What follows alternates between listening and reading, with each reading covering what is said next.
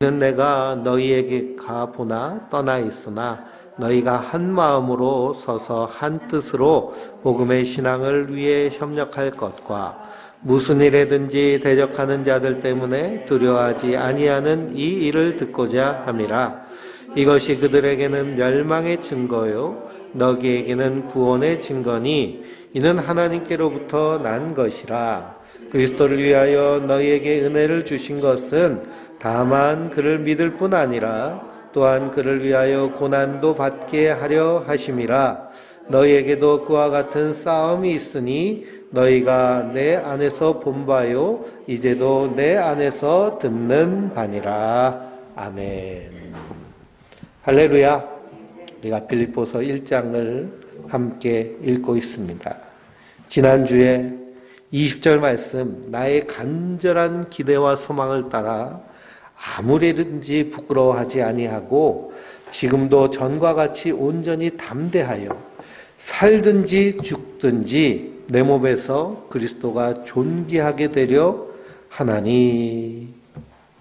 그러니 사도 바울이 다메섹 도상에서 예수님 만난 다음부터요, 사도 바울의 간절한 기대와 소망은 무엇이라고요? 간절한 기대와 소망은 내 몸에서 누가? 그리스도가 존귀하게 되는 것이 간절한 기대와 소망이에요. 그러니 내 몸에서 그리스도가 존귀하게 되는 것이 무엇이냐? 복음이 증거되어지는 거예요. 예수님이 이 땅에 오신 이유는 우리에게 하나님 나라를 주시기 위해 오셨어요. 그 하나님 나라를 위해서 십자가에 달려 죽으심으로 우리의 허물과 죄를 다 지시고 3일 만에 부활하셔서 우리를 하나님의 자녀, 하나님 나라 백성 삼으신 줄 믿습니다. 성도는 이 땅에서 그 하나님 나라를 누리면서 이 좋은 나라를 하나님 세상에 전하는 것이 성도의 사명입니다. 그래서 복음이 증거되어질 때 누가 존귀하게 될까요? 예수님이 존귀하게 돼요. 왜 그럴까요? 우리의 힘과 능력으로는 구원에 이를 그런 희망이 1도 없습니다. 근데 누가 다 담당하셨어요? 예수님이 다 담당하셨어요. 우리는 예수님의 십자가의 은혜로 오롯이 구원받은 자들이에요. 그러니 내 입에서 자랑할 것은 누구밖에 없을까요? 예수님밖에 없어요. 우리가 누구만 찬양하나요? 예수님만 찬양하잖아요. 그분이 존귀하신 분, 나의 구원자, 나의 하나님이시기 때문에. 그래서 사도 바울은 평생의 간절한 기대와 소망은 내 몸에서 그리스도가 존귀하게 되는 겁니다. 그렇게 복음을 전하다 감옥에 들어갔어요. 감옥에 들어갔어도요, 감옥이란 환경이 문제가 됐을까요? 되지 않았을까요? 되지 않았어요. 왜 그럴까요? 살든지 죽든지 오직 예수로 사니까. 거기서 복음을 전하면, 거기서 예수님이 존귀함을 받으시면 한 영혼이라도 복음을 듣고 이제는 자기가 주인 노릇하는 것이 아니라, 마귀가 주인 노릇하는 것이 아니라 예수님이 인생의 주인으로 영접하는 그 한 영혼으로 존귀함을 받으신 그 모습에 감사하는 겁니다. 그런데 우리는 어떤가요? 상황과 환경에 이리 흔들리고 저리 흔들리고 사람의 마음이 갈대와 같아서 사람의 말 한마디에도 가슴이 무너내리는 그런 연약한 인생이 우리입니다. 그래서 사도 바울은 믿음의 주요 온전케 하시는 이인 예수를 바라보자. 우리의 인생의 목적이 항상 분명해야 됩니다. 우리는 저 본향을 향해서 순례의 길을 걸어가는 그런 순례자예요. 하나님의 백성, 하나님의 자녀. 이것을 망각해버리면 마귀의 밥이 되기가 쉽습니다. 그래서 사도 바울은 간절한 기대와 소망, 아무 일이든지 부끄러워하지 아니하고. 그래서 사도 바울은 무엇을 부끄러워하지 않는다고 그랬어요? 내가 복음을 부끄러워하지 않는다고 그러잖아요.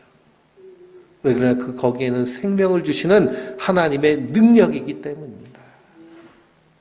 그러니 성도도 복음을 부끄러워하는 자들이 아니에요. 우리가 예수 믿는 것 부끄러워할 것 하나도 없습니다. 코로나 바이러스 때문에 기독교인들이 다 손가락질 받고 있습니다. 그렇다고 숨을 것 하나도 없어요. 손가락질 하는 그 뒤에는 또 누가 숨어 있기 때문에? 마귀가 숨어 있기 때문에.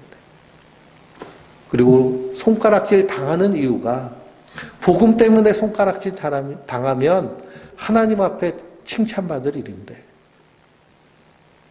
엉뚱한 짓 하다가 사람들에게 비난받는 그런 모습이라면 우리가 회개해야 되고요. 그런 모습이 다른 사람들에게 비춰져 있다면 우리는 절대로 그런 길로 가서는 안 될 줄 믿습니다. 그래서 사도 바울은 살든지 죽든지 내 몸에서 그리스도가 존귀하게 되시는 거예요. 예수님이 영광 받으시도록. 왜 그러냐? 우리가 그 그리스도의 대사의 역할을 위임받았기 때문이에요. 그러니 사람들이 누구를 통해서 예수님을 알까요? 나를 통해서 예수님을 알아요. 누구를 통해서 하나님을 알까요? 나를 통해서 하나님을 알아요. 누구를 통해서 선한목자교회를 알까요? 나를 통해서 선한목자교회를 알아요. 그러니 얼마나 중요합니까? 사도 바울의 고백이 단지 사도 바울이기 때문에 이런 고백을 하는 것이 아니라 모든 구원받은 성도가 이렇게 고백하며 믿음으로 나아가야 될 줄 믿습니다. 그래서 내가 사는 것이 그리스도니 죽는 것도 유익함이라. 우리가 코로나 바이러스를 겪으면서 그전에는 멀리 있게 느껴졌던 죽음이 가까이 와 있습니다. 그래서 코로나 바이러스 때문에 1억 명이 넘는 사람이 다 죽음을 당했어요. 바이러스 때문에. 백신 맞아도 죽잖아요. 그래서 오히려 이 청년층들은 코로나 바이러스 걸려서 죽는 사람보다 백신 맞아서 죽는 사람이 많다라는 루머가 될 정도로 그렇게 죽음이 가까이 와 있습니다. 근데 죽음은 숙명이에요. 우리는 언젠가 죽습니다. 근데 성도는 이 죽음에 대해서 두려워하는 자일까요? 안 그러면 담담한 자일까요? 담담해야 돼요. 죽는 게 무서워가지고 벌벌 떨면 안 돼요. 왜 그러냐? 죽음 이후에 진짜 삶이 있기 때문에 그렇습니다. 우린 그 약속 믿고 사는 자들이잖아요. 그 약속 안 믿으면 교회 다닐 필요도 없고요. 예수님 믿을 필요도 없습니다. 너희는 마음에 근심하지 말라. 하나님을 믿으니 또 나를 믿으라. 내 아버지 집에 거할 곳이 많도다. 내가 너희를 위하여 거처를 예비하러 가서 거처를 다 예비하면 다시 와서 너희를 내게로 영접하리라고 하셨잖아요. 이걸 언제 제일 많이 이 요한복음 14장의 말씀을 읽느냐 하면 입관 예배 때 읽어요. 입관 예배 예문집에 이 말씀이 메인 말씀이에요. 근데 그 입관 예배 때만 들을 말씀일까요? 아니면 평생 붙잡고 살 말씀일까요? 평생 붙잡고 살 말씀이에요. 이 사도 바울은 내가 사는 것이 그리스도니 죽는 것도 유익하다고 그럽니다. 왜 그럴까요? 저 영광한 하나님 나라에 들어가서 그리스도와 함께 영생 복락하며 우리 성도들과 함께 영원히 살 것이기 때문입니다. 그리고 우리는 하나님 나라에서 어떻게 사는 자들이에요? 영원히 사는 자들이에요. 영원히. 그러니까 지겹다고 하지 마세요. 영원히 살 거니까. 그런데 예수님처럼 영광스러운 부활의 몸으로 다시는 슬픈 것이나 아픈 것이나 애통하는 것이 없고 그리고 거기선 심술 부릴 일도 없잖아요. 그렇죠? 고집 피울 일도 없고 화낼 일도 없고 짜증낼 일도 없고 모든 것이 감사와 기쁨. 그래서 사도 바울은 감옥에 갇혀서 성도들에게 편지 쓸 때 기뻐하라. 내가 다시 말하노니 기뻐하라. 나는 기뻐하고 또한 기뻐하리라. 감옥에 들어갔어도 사도 바울은 어디를 살고 있어요? 하나님 나라를 살고 있어요. 하나님 나라를. 우리는 그 나라 살아야 될까요? 살지 말아야 될까요? 살아야죠. 하루하루가 기쁨과 감사. 그러기 위해서 우리에게 필요한 것은 우리의 시선이 어디에 탁 꽂혀 있어야 돼요? 예? 믿음의 주요 온전케 하시는 이인 그리스도께 탁 꽂혀 있어야 될 줄 믿습니다. 사람을 보며 세상을 볼 때 만족함이 없었네. 만족만 없는 것이 아니라 어떨 땐 짜증나고 화나고 분하고 우울하고 슬프고 온갖 부정적인 감정들이 다 밀밀듯 몰려오는데 세상이 그렇잖아요. 그렇죠? 그 상황 가운데서 하나님 나라를 사는 것이 성도들입니다. 사도 바울은 어디서? 감옥에서. 감옥 가보신 분 계세요? 예? 감옥 가보신 분들은 또 감옥 가고 싶을까요? 예? 감옥 가고 싶은 사람은 아무도 없습니다. 그래서 성도는 항상 그리스도 안에서 내가 사는 것이 그리스도니 죽는 것도 유익하니라. 살든지 죽든지 내 몸에서 그리스도가. 할렐루야. 항상 잊지 마시기 바랍니다. 오늘 말씀해 보니까 오직 너희는 그리스도의 복음에 합당하게 생활하라 그랬습니다. 무슨 복음이요? 그리스도의 복음이에요. 그리스도의 복음은 뭘까요? 그리스도의 복음은 사지으시에요. 복음은 굿뉴스. 그래서 어떤 굿뉴스 교회도 있더라고요. 버스도 굿뉴스 버스.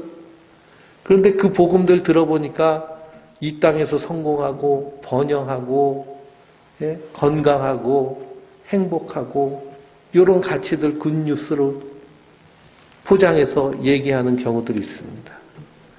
그런데 성경에 말하는 복음은 하나님이 말씀하신 복은 세상이 말하는 복하고 겹치는 게 있을까요? 없을까요? 사실은 전혀 다른 복이에요. 거꾸로의 복이.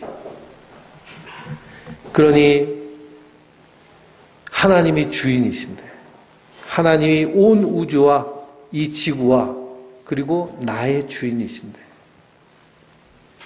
우리 인간은 이 온 우주와 이 지구와 내가 누구 거라고 생각해요? 내 거라고 생각해요. 그게 하나님 보시기에 죄죠. 이게 죄입니다. 그러니 성경에서 말하는 죄는 분명해요. 하나님이 주인인데 내가 주인 노릇한 역적질하는 게 죄입니다. 근데 죄를 잘못 가리키면 어떻게 되나요? 이 땅에서 윤리, 도덕, 관습적으로 혹은 종교적인 행위를 하지 않으면 죄졌다고 11조 빼먹으면 죄진 건가요? 그러니 죄를 그런 행위에만 국한시키면 본질적인 회개가 무엇인지를 이렇게 이해가 안 되는 거예요. 그러니 할머니, 할아버지들이 교회에 와가지고 말씀을 듣는데 회개하세요, 회개하세요. 그러니까 나가면서 화를 팍 내더라는 거예요, 목사님한테. 아, 자꾸 회개하라고 하냐고. 내가 뭘 잘못했냐고. 하루 종일 아침부터 일어나가지고 콩 씹고, 팥 씻고, 농사 짓고, 바쁘게 해져가지고 교회 와가지고 말씀 듣는데 왜 회개하라고 자꾸 그러냐고. 그러니 죄를 제대로 인식해야 되는데요. 성경은 우리가 무슨 종교적 행위, 윤리 도덕적, 법률적인 것을 어기는 것을 죄로 보는 것이 아니라 하나님이 주인인데 내가 주인 노릇하는 것이 죄라고. 그럼 오늘 하루를 살아보세요. 산 것을 생각해 보세요. 하나님 주인으로 사셨나요? 내가 주인으로 사셨나요?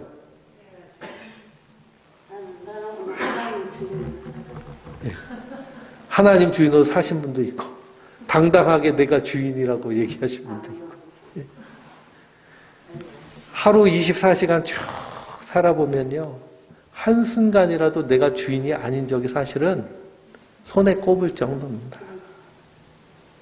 그리고 우리는 날마다 하나님 앞에서 어떤 존재예요?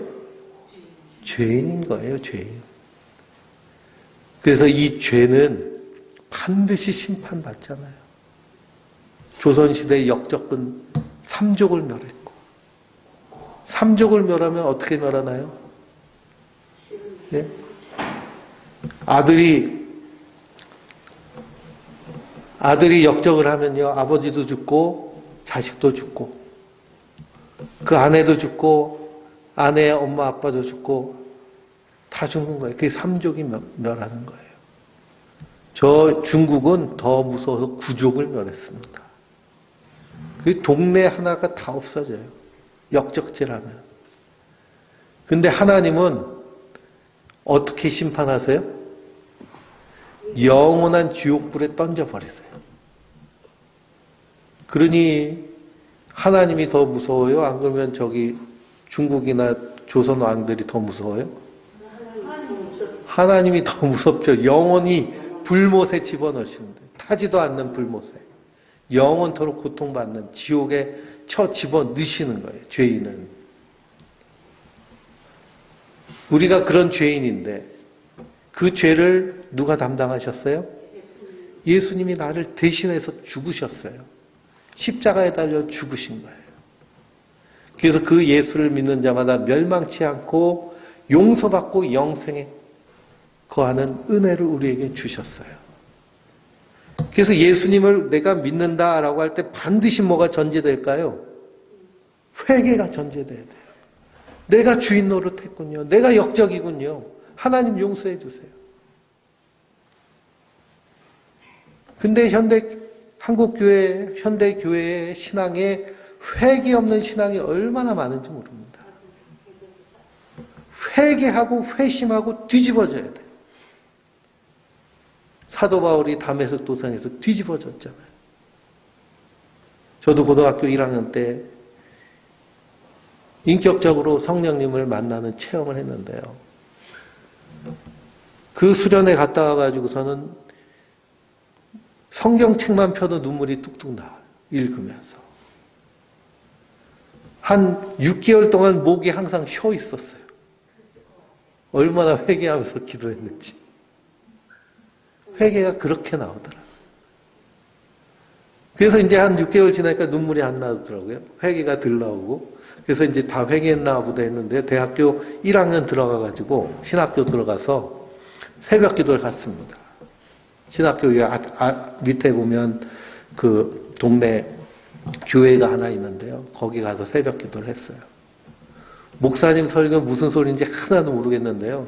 거기 앉아서부터 1시간 정도 기도하고 올 때까지 그냥 눈에서 수도꼭지 틀어놓은 것처럼 그렇게 자동적으로 거의 뭐 한 학기를 그렇게 회개를 그렇게 하나님 시키는 거예요. 시키시는 거예요. 네. 마음이 순해서 그런 것이 아니고요.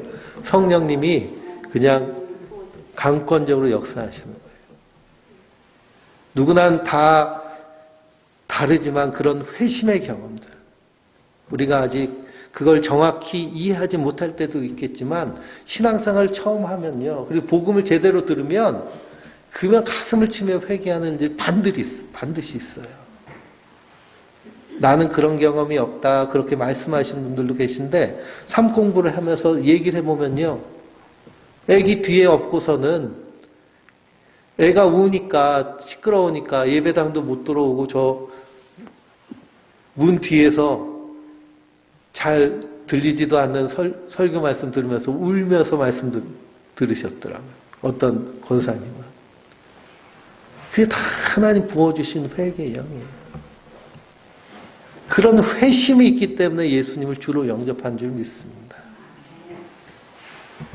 그래서 예수님이 우리의 죄와 허물을 다 대신 지고 십자가에 달려 죽으셨어요. 내가 죽어야 될 그 죽음을 예수님이 대신 당하셨어요.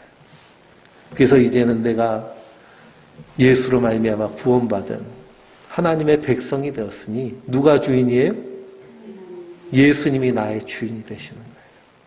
이게 바로 내 몸에서 그리스도가 존귀하게 되는 모습이에요. 예수님이 주인이신 모습. 근데 예수님이 주인이 된 삶을 살려니까 사도 바울도 뭐라고 고백하느냐? 나는 날마다 죽노라. 그러면 나는 날마다 죽노라. 찬송도 4주를 가까이 하게 함이 십자가 짐 같은 고생이나 그랬습니다. 그리고 우리가 히브리서도 읽어보면 그리스도와 함께 영문 밖에 나가서 어떻게 하자고 그래요? 죽자고 그러잖아요. 죽자고. 날마다 내가 죽는 경험. 이것이 그리스도가 존귀하게 되는, 예수님이 내 인생의 주인으로 사는 모습인 줄 믿습니다. 그러니 내 안에서 감정이 올라오면 어떻게 해야 될까요? 나는 죽었어. 내 안에서 분노가 올라오고, 내 안에서 때로는 화가 올라오고, 슬픔이 올라올 때도 죽었는데요. 저희 아버지가 돌아가셔가지고 입관할 때 저희 아버지는 이렇게 그 투석을 복막투석이라고 해가지고요. 이 복막액을 이 배에 있는 복막에 집어넣어서 투석을 하는 거예요. 근데 이 신장이 고장 나셔가지고 그런 상태에서 돌아가시니까, 그러니까 온몸이 다 탱탱 붓고 물이 차가지고, 그래서 장의사들이 시신을 이제 닦고선 입관을 하려고 하는데, 수의를 입히고, 수의도 그냥 아버지 입던 한복 그냥 입혀가지고 하는데, 너무 이렇게 물이 몸에 많으니까 이 물을 빼야 된대요. 그러니까 이렇게 찌르잖아요, 찌르잖아요. 근데 아플까요, 안 아플까요? 왜 안 아플까요? 죽었으니까. 우리는 이 세상에서 어떤 자라고요? 죽은 자라고요. 죽은 자라고. 그게 그리스도와 함께 사는 성도의 모습인 줄 믿습니다. 그러니 사도 바울도 감옥에 들어가서도 죽은 자니까, 나는 죽고 누구는 살아계세요? 죽고 끝난 게 아니라 예수님 내 안에 계시니 예수님 존귀하게 되기, 복음을 전하는 모습. 그러니 고난당해도 감사하고 기뻐하는 모습. 이것이 그리스도의 복음에 합당한 생활인 줄 믿습니다. 그리스도의 복음에 합당한 삶. 그래서 이 사지읒을 통해서 우리에게 3가지 은혜를 주셨잖아요. 이렇게 죽으면 나 죽어야 돼, 그래서 고통스러운 것 같은데, 고통이 아니라 거기서 뭘 누려요? 하나님 나라를 누리는 거예요. 만약 나는 죽어야 돼, 그래서 죽었는데 예수님이 안 사시면 고통이에요. 나 이렇게 살아야 돼, 막 그러면서. 근데 예수님이 내 안에 사시면 사도 바울이 나는 기뻐하고 또한 기뻐하리라 라고 할 수 있었던 것은 3가지 은혜가 있기 때문에, 첫째는 하나님 나를 받아주셨어요. 영접해 주셨어요. 나를 받아주신 거예요. 넷플릭스를 보니까 일본 침몰이라는 드라마가 있더라고요. 일본 침몰에 이제 이 지질학자가 일본이 이제 4개월 있다가 침몰한다고, 완전히 침몰한다고 그렇게 발표를 하니까 이제 정부에 있는 사람들이 이 1억 명이 넘는 이 국민들을 살려야 되잖아요. 그렇죠? 그래서 세계에다가 이민을 보내야 돼요. 근데 온 세계가 다 문을 걸어 잠그고 안 받는 겁니다. 그래서 자기네들 자동차 회사, 의료 회사, 각 회사들을 그 나라에 띄워주면서 받아달라고 빌고 빌어서 탈출을 하는 얘기예요. 그러니 우리가 만약 이 대한민국이라는 나라 살 수 없어서 그래서 다른 나라로 간다고 할 때 그 나라에서 받아주는 것이요, 사실 상당히 어렵습니다. 저희 누나도 미국에서 이제 목회를 하는데요, 시민권을 받았어요. 시민권 받는데 10년이 넘도록 출국도 못하고요, 미국에서 직업을 가지고 쉬어도 안 돼요. 그리고 영주권을 계속 유지하고 있어야 시민권을 줘요. 대한민국은 외국 사람들이 이민 오기 좋은 나라일까요? 힘든 나라일까요? 힘든 나라예요. 그나마 쉬운 방법은 결혼하는 거예요. 누구만 받아줘요? 여자만 받아주잖아요.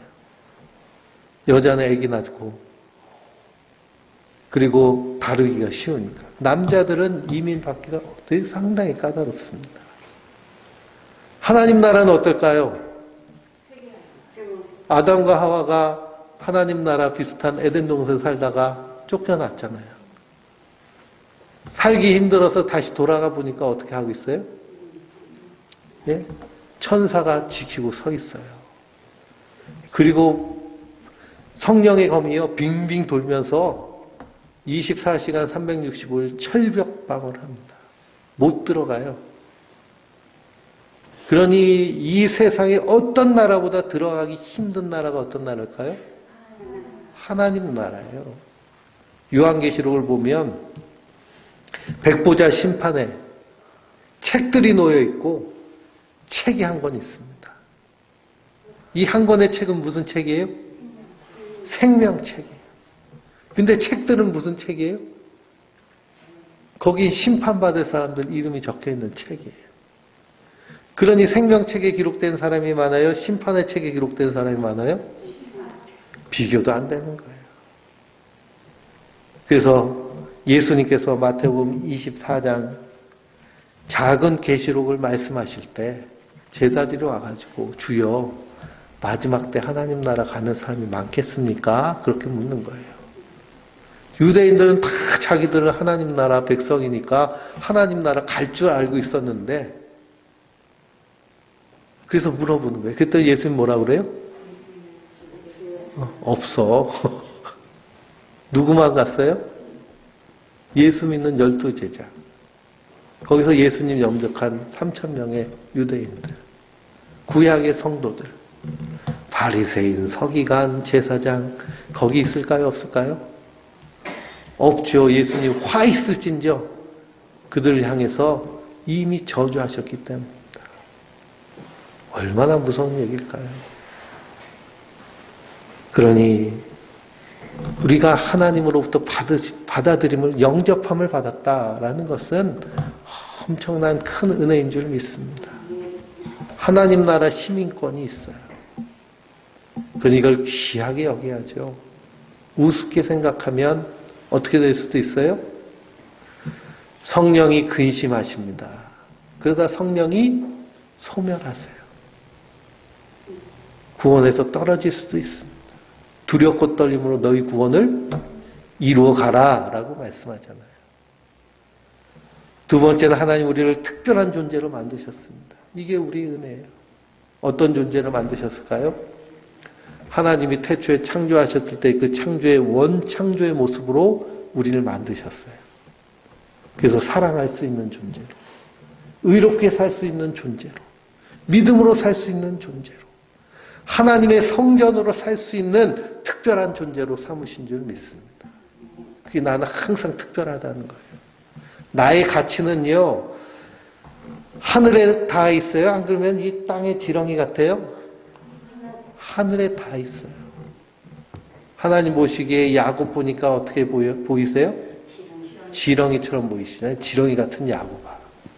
근데 그 지렁이 같은 야곱을 하나님 백성 삼으신 것이 하나님의 능력인 줄 믿습니다.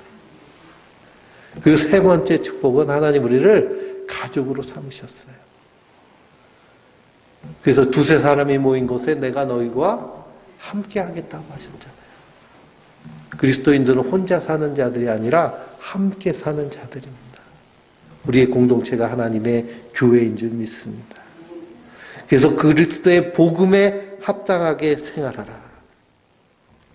이는 내가 너희에게 가보나 떠나 있으나 너희가 한 마음으로 서서 한 뜻으로 복음의 신앙 위에 협력하는 것과 그랬습니다. 여기 한 마음하고 또 각주가 되어 있잖아요. 뭐라고 되어 있죠? 27절에 한 마음, 여기 영이라고 되어 있죠. 영, 정신. 한 영으로 우리가 함께 묶여 있습니다. 그 영이 어떤 영이세요? 성령님이세요. 성령 충만은 말씀 충만. 성령의 인도하심은 말씀의 인도하심. 그리고 우리가 어디에 묶여 있어요? 하나님의 말씀에 묶여 있는 줄 믿습니다. 우리를 구원하시겠다는 약속도 하나님의 말씀이고요. 성도가 이 땅에서 살아가는 믿음에 합당한 삶, 그리스도의 복음에 합당한 삶도 말씀 위에, 그래서 성도는 말씀에 꽉 묶여 사는 자들이에요. 그리고 복음의 신앙을 위해서 서로 합력해야 될 줄 믿습니다. 이 빌립보 교회의 유오디아와 순두개가 두 명의 여인이 지도자였어요. 교회의 지도자. 근데 둘이 마음이 안 맞을 때가 있습니다. 그러니 이 에바브로 디도 편을 통해서 이 빌립보 교회의 사정을 보고 그리고 편지를 쓰는 거거든요.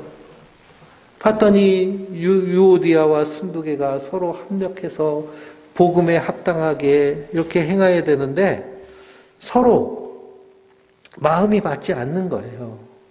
그래서 그 권면을 하는 겁니다. 무슨 뜻으로? 한 뜻으로 복음의 신앙을 위해서 우리가 협력해야 될 줄 믿습니다. 그리고 이 앞에 오직 너희는 그리스도의 복음에 합당하게 생활하라 라고 할 때 거기 위에 또 각주가 되어 있는데 뭐라고 되어 있어요? 시민 노릇. 하나님 나라 백성, 시민의 노릇을 잘 하라는 겁니다. 28절 읽어볼까요? 무슨 일에든지 대적하는 자들 때문에 두려워하지 아니하는 이 일을 듣고자 함이라. 이것이 그들에게는 멸망의 증거요 너희에게는 구원의 증거니 이는 하나님께로부터 난 것이라 그랬습니다. 이렇게 협력해야 되는데요. 이렇게 복음을 위해서 살면 반드시 뭐가 있어요? 반드시 대적하는 자들이 있어요. 대적하는 자들. 그들 때문에 뭐 하지 말라고요? 두려워하지 말라고요. 마태복음 5장 10절을 찾아보실까요? 마태복음 5장 10절.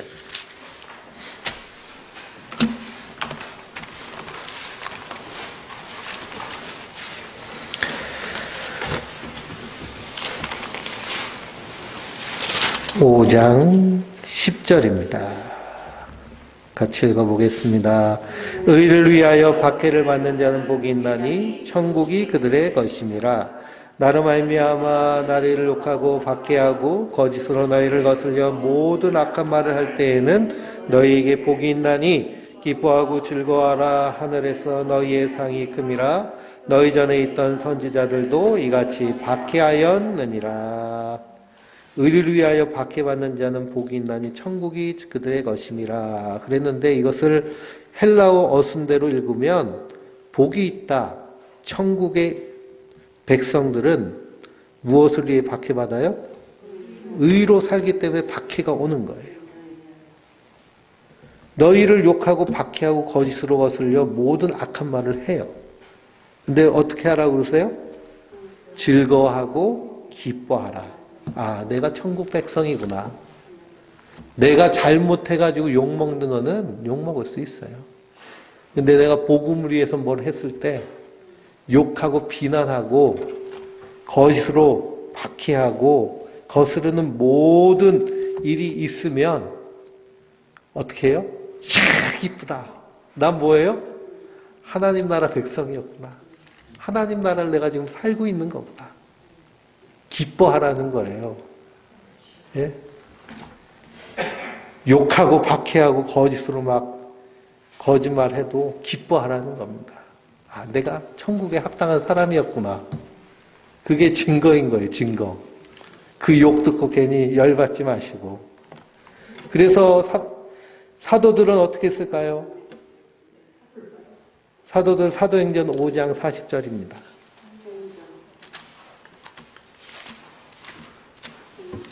사도행전 5장 40절.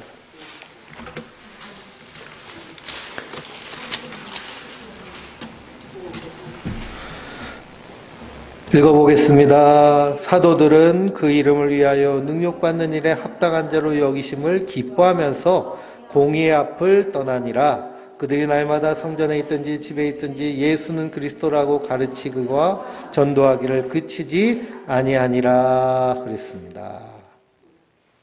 왜 기뻐해요? 복음 전하다가 베드로와 요한이 잡혀갔어요. 금과 은은 내게 없거니와 내게 있는 것을 내게 주노니 곧 나사렛 예수의 이름으로 일어나 걸으라 라고 했더니 그 사람이 일어나 걷고 찬양하고 성전에 들어가서 예배하고, 그리고 제자들이 나를 고쳐주셨는데 예수님의 이름으로 나를 고쳐주셨다고, 예수님 하나님이시라고 그렇게 떠들고 다니니까 제사장들이 베드로와 요한 잡아왔잖아요. 그때 베드로와 요한이 뭐라고 그래요? 너희 말 듣는 것이 좀 옳으냐? 하나님 말씀 듣는 것이 옳으냐? 너희가 판단해라. 나는 하나님 말씀만 듣겠다. 그랬더니 겁주잖아요. 위협하고 때리고. 백성들이 무서워서 풀려졌는데 사도들은 옳게 여겨요. 내가 복음에 합당하게 살고 있구나. 하나님 나라 백성이었구나. 그러니 사도 바울이 대적하는 자들 때문에 두려워하지 말고 이것이 구원의 증거예요. 우리에게는. 근데 대적하는 자들에게는 무슨 증거예요? 멸망의 증거예요. 무서운 거예요. 전쟁터에 나갔다가 승리하고 개선합니다. 그러면은 장군부터 해가지고 병사들이 개선하는데 그 뒤에 쫄쫄쫄쫄 쫓아오는 사람들 있잖아요. 누굴까요? 전쟁 포로들. 그러면 백성들이 나팔 불면서 박수 치면서 만세 만세하고 할 때 그 소리가 승리한 개선군들에게는 승리의 찬가로 들리지만 포로들에게는 무슨 소리로 들려요? 곡소리로 들리는 거예요. 죽을 소리로. 그러니 내가 복음을 위해서 사는데 대적하고 거짓하고 거스리고 욕하고 방해하고 하는 그 일이 있을 때 나는 복음 안에 있는 성도는 구원의 증거이고, 그건 무슨 증거예요? 멸망의 증거예요. 하나님 기억하실까요? 기억 안 하실까요? 반드시 기억하세요. 왜 그러냐? 십자가를 모독하고 부인하는. 그러니까 복음을 전하는 성도가 복음을 전하고 그리고 권면하고 하는 일을 할 때 두렵게 받아야 됩니다. 내가 누구 대신 하고 있어요? 예수님 대신 하고 있어요. 그러니 목회자가 기도하면서 성도들에게 권면할 때 누구의 말로 들어야 돼요? 예수님 말씀을 들어야 돼요. 데살로니가 교회의 믿음의 역사와 사랑의 수고와 소망의 인내가 풍성하였는데, 그렇게 믿음의 본이 된 이유는 뭐냐? 사도 바울이 복음을 전할 때 그걸 누구의 말로 듣지 않고 사람의 말로 듣지 않고 하나님의 말씀으로 들었기 때문에. 제단에서 떨어지는 말씀이 하나님의 말씀이에요. 목사가 대언하는 거지만 하나님의 말씀이에요.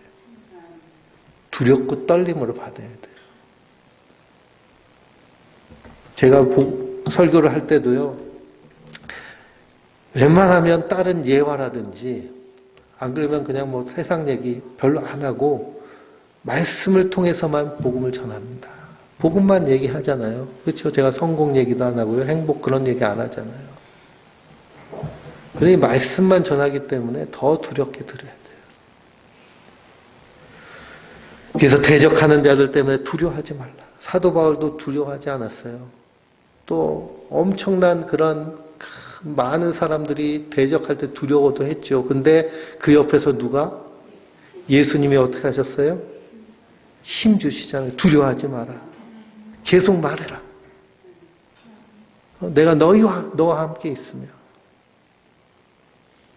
야곱에게도 하나님이 내가 너와 함께하며 내가 어디로 가든지 너와 함께하고 너를 축복한 자를 내가 축복하고 너를 대적한 자를 내가 대적하리라. 이것이 그리스도 안에 있는 성도들의 담대함입니다. 그러니 두려워하지 마시기 바랍니다. 이게 구원의 증거예요. 그래서 29절에 읽어볼까요? 그리스도를 위하여 너희에게 은혜 주신 것을 다만 그를 믿을 뿐 아니라 또한 그를 위하여 고난도 받게 하려 하심이라. 그리고 우리에게 이 은혜를 주셨어요. 근데 이 은혜 주신 것도 누구를 위하여? 나를 위해서 은혜 주신 것이 아니고요. 그리스도를 위해서 은혜 주신 거예요. 예수님을 위해서. 우리가 하나님 나라 가는 것도요. 예수님을 위해서. 내가 그리스도의 신부가 되는 거잖아요. 그렇죠? 그러니까 하나님이 전 일을 살펴보시면서 누구의 신부 찾으신 거예요? 예수님 신부 찾으신 거예요. 누구를 위해서 살게 하기 위해서? 예수님을 위해 살게 하기 위해서. 그리스도를 위해 너에게 은혜 주신 것이 바로 우리가 그를 믿을 뿐 아니라 하나님 나라 약속을 받을 뿐 아니라 무엇도 고난도 받게 하려 하심이라 그랬습니다. 그래서 로마서도 모든 성경에도 고난을 함께 받자. 고난 받는 것에 대해서 구약부터 요한계시록까지 다 모든 성도들이 고난 가운데 있었습니다. 복음을 전하다가 거스르고 욕하고 방해하고 심지어는 목숨까지 잃어버리는 고난. 그런데 이것이 그리스도를 위한 일인 줄 믿습니다.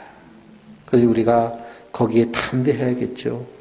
그래서 30절에 뭐라 그래요? 너희에게도 그와 같이 싸움이 있으니 너희가 내 안에서 본 바요 이제도 내 안에서 듣는 바니라. 그래서 사도 바울만 감옥에 가는 것이 아니라 너도 갈 수 있고 나도 갈 수 있어. 복음 때문에. 사도 바울만 매맞은 것이 아니라 욕먹은 것이 아니라 우리도 복음을 위해 살면 욕먹는다는 거예요. 그게 무슨 증거예요? 구원의 증거예요. 구원의 증거. 욕 안 먹으면 이상한 거예요. 왜 그러냐? 욕하는 사람들은 멸망의 증거를 받아야 멸망받을 거 아니에요. 그래서 2장 1절에 뭐라고 하나요? 그러므로 그리스도 안에 무슨 권면이나 사랑에 무슨 위로나 성령의 무슨 교제나 긍휼이나 자비가 있거든 그랬습니다. 그러므로는 이제 오직 너희는 그리스도의 복음에 합당하게 생활하라 라고 했는데 그 생활 가운데 반드시 뭐가 있어요? 권면이 있어요. 위로가 있어요. 교제와 긍휼과 자비가 있어요. 이것을 우리가 신앙 고백할 때 성도가 서로 교통하는 것과 라고 고백하잖아요. 어떻게 교통하느냐? 권면하고 위로하고 교제하고 긍휼히 여기고 자비하는 거예요.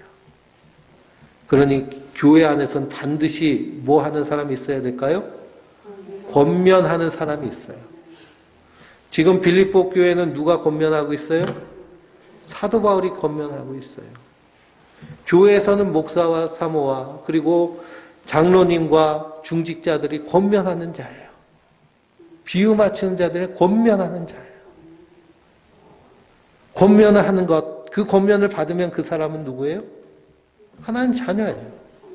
안 받으면 그건 무슨 증거예요? 멸망의 증거예요. 그러니 나보다 젊은, 나보다 인생 조금 산 사람인데 목회자라고 권면하면 나이도 어린 게 뭐 저렇게 얘기해. 그게 무슨 증거예요? 멸망의 증거예요. 말씀을 들으면, 권면을 받으면 그거 자기 생명을 위한 귀한 것이잖아요. 따르면 복이 되는 줄 믿습니다. 예수님 복음 전할 때요, 아무도 듣지 않았어요. 제자들도 다 도망갔잖아요.